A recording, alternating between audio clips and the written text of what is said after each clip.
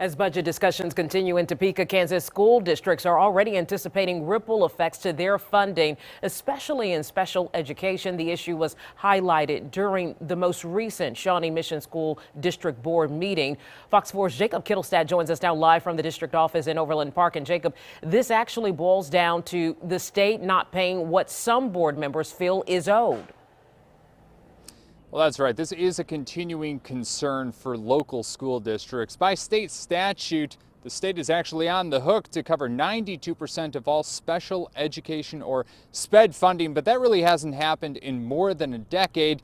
Local school districts end up making up the difference, which is growing.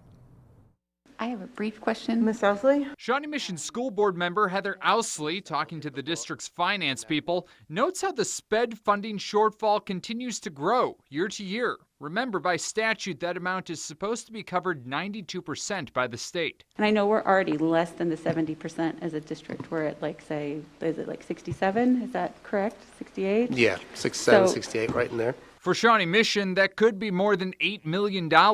Kansas Democrats have pushed for the state's surplus to be used to remedy the situation, but Republicans have been resistant, saying that money remains tight, signaling that the money gap will likely not be closed outside of possibly using one-time use federal money. Senator Molly Baumgardner says that the money should be coming from the feds regularly. So there are times when we find ourselves falling short. It's because the federal government has not upheld their obligation for that funding. However, it remains an issue at local school districts. If the state doesn't continue to add to the special ed, the cost of special ed is outpacing what the state is kicking in for SPED. When we say special education's not being funded, it actually is via the general fund. So that $8 million that we talk about being short, we're actually transferring that money from the general fund to special education.